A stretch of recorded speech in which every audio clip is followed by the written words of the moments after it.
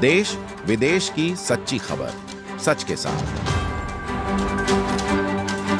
आप देख रहे हैं national India news. North Bengal के सिलीगुड़ी शहर में कोलकाता आरजीकर मेडिकल कॉलेज को लेकर आपको बता दें, घटना को लेकर बीजेपी का विरोध प्रदर्शन देखने को मिला। आरजी पढ़ने वाली एक युवती की निर्मम हत्या के विरोध में कई दिनों से जगह जगह विरोध प्रदर्शन चल रहा है। आपको बताते चले, आज बीजेपी ने सिलीगुड़ी के एआरवी मोड़ में दोषियों को उचित सजा देने की मांग को लेकर धरना दिया। सिलीगुड़ी के विधायक शंकर घोष, नांटू पाल समेत कई भाजपा नेता मौजूद थे। इसके अलावा बापी पाल, राजू साहा समेत भाजपा की ओर भी कार्यकर्ता मौजूद थे। इस दिन बीजेपी की ओर से विनस मॉल से सटे इलाके में ये विरोध कार्यक्रम आयोजित किया गया था और विरोध प्रदर्शन सुबह 11 बजे से दोपहर 1 बजे तक चला। वहां बीजेपी विधायक ने पत्रकारों से रूबरू होकर राज्य के मुख्यमंत्री से इस्तीफे की मांग की है और महिलाओं की सुरक्षा की बात कही। सिलीगुड़ी विधायक शंकर घोष ने आरजीकर मेडिकल के घटना में दोषियों की शीघ्र गिरफ्तारी की भी मांग की। सम्मानीय राज्य सभापति डॉक्टर सुकांत मजुमदार एवं विरोधी दलनेता शुभेंदु अधिकारी महाशय আমরা আজকে শিলিগুড়িতে স্বাধীন ভারতবর্ষের তেরঙ্গা ঝান্ডা তার ঠিক নিচে দাঁড়িয়ে আমরা এই অবস্থান কর্মসূচি করছি। দাবি একটাই, মমতা মাস্ট রিজাইন, মমতাকে পদত্যাগ করতে হবে। আজকে সারা রাজ্য জুড়ে এই কর্মসূচি ভারতীয় জনতা পার্টির ডাকে অনুষ্ঠিত হচ্ছে।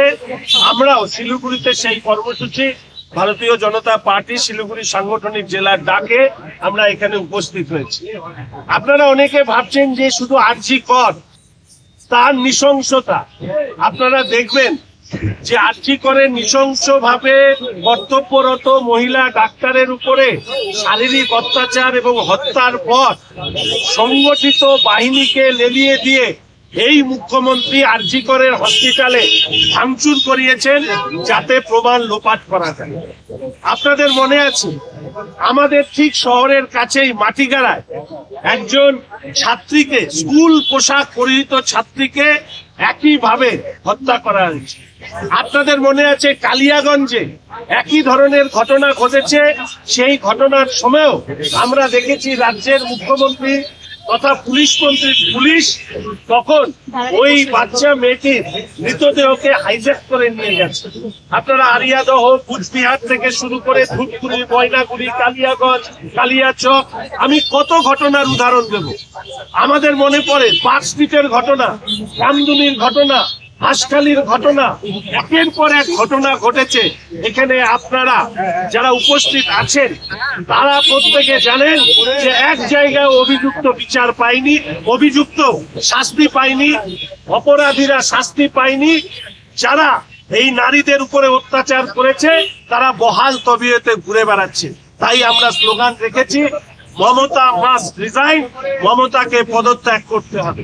আর এর পাশাপাশি একান্ত ব্যক্তিগত অনুরোধ, পার্টিগত নয়, একান্ত ব্যক্তিগত অনুরোধ, যে সরকার, যে সরকারি নীতি কন্যাশ্রী কন্যাদেরকে সুরক্ষা দিতে পারে না, লক্ষ্মীর ভান্ডারের লক্ষ্মীদের সুরক্ষা দিতে পারে না, সরকারের অত্যন্ত গুরুত্বপূর্ণ মন্ত্রী মহোদয়া বলেন যে লক্ষ্মীর ভান্ডার যারা ভাতা নেন তারা হচ্ছে ওনাদের গোডাউনের মাল। আমি অনুরোধ রাখতে চাই, আমার ব্যক্তিগত অনুরোধ, পশ্চিমবঙ্গে যারা লক্ষ্মীর ভান্ডার পান, যাদের পরিবারের সক্ষমতা আছে, তারা লক্ষ্মীর ভান্ডার প্রত্যাখ্যান করুন। জানি এটা দলীয় টাকা নয়, কিন্তু সরকারের টাকা। সেই সরকারের বিরুদ্ধে প্রতিবাদ জানাতে আপনার পরিবারের সক্ষমতা থাকলে আপনি লক্ষ্মীর ভান্ডার প্রত্যাখ্যান করুন।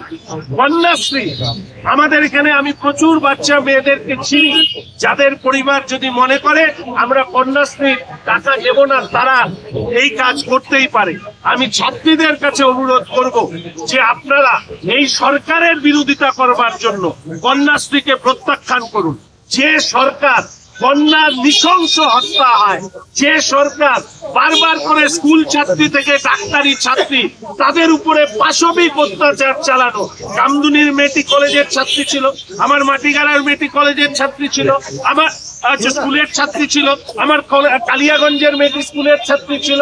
আমি যত জায়গায় দেখছি স্কুল ছাত্রী, কলেজ ছাত্রী, তাদের উপরে এই অত্যাচার গুলো হয়েছে। ফলে এই সরকারকে বার্তা পাঠানোর জন্য যে পরিবারের সক্ষমতা আছে, সেই বাড়ির মেয়েরা, সেই বাড়ির ছাত্রীরা অভিভাবকদের কাছে আবেদন করুন যে আমরা লক্ষ্মীর ভান্ডার প্রত্যাখ্যান করছি, আমরা কন্যাশ্রী প্রত্যাখ্যান করছি। যারা লক্ষ্মী সরস্বতীদের নিরাপত্তা দিতে পারে না, যারা ভাতা দিয়ে আপনাদেরকে মনে করেন ভোট দেওয়ার তাদের দায়বদ্ধতায় দাঁড়িয়ে গেছে, সেটাকে সামনে নিয়ে আসছে। পাল্টা মুখ্যমন্ত্রী বলছেন এটা অন্য কোনো রাজনৈতিক দলের, আপনাদের থেকে আন্দোলন করছে।